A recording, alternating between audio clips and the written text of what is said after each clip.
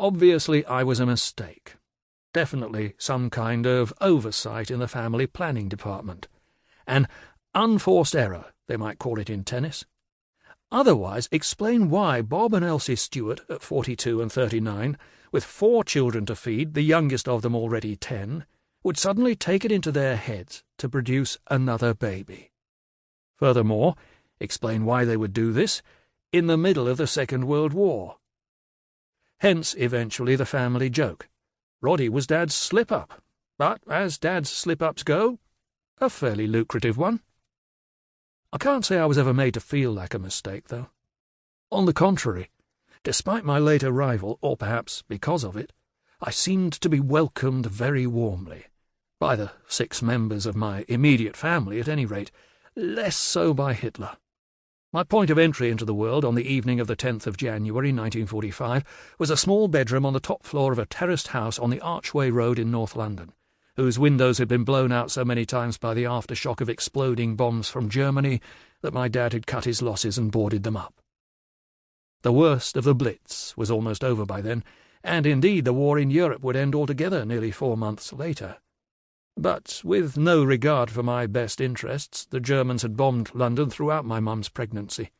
First with V-1 flying bombs, known cheerfully as doodlebugs, and less cheerfully as buzz bombs on account of the noise they made before they killed you, and then in the later stages of her term and in the first swaddled days of my life, with the even more vicious V-2 rockets, launched across the Channel from the French coast.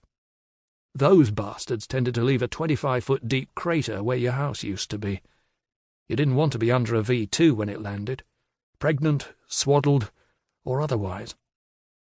There's a widely told story that within an hour of my arrival a rocket unceremoniously took out Highgate Police Station, a mere 3/4 of a mile away, slightly pooping the party atmosphere at my birth scene, while at the same time impressing on all of us, in a meaningful way, important and lasting lessons about fortune and the uncertainty of our lease upon this world, etc.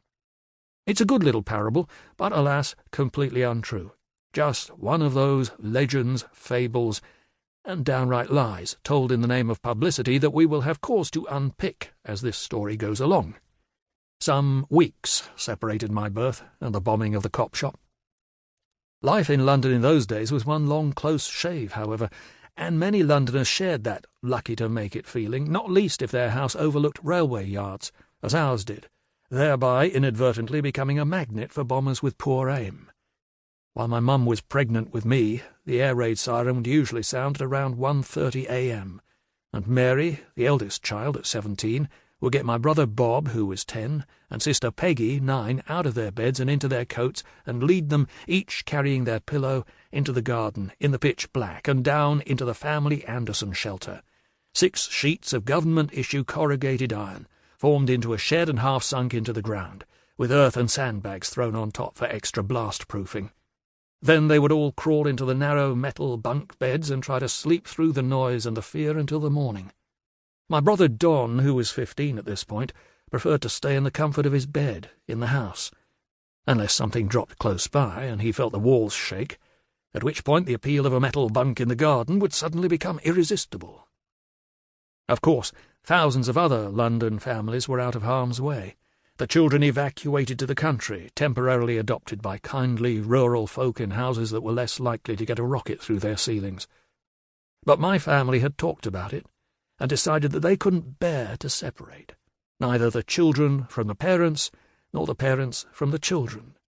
The Stewart attitude was, if we go together. We were very clan-like in that way. We still are.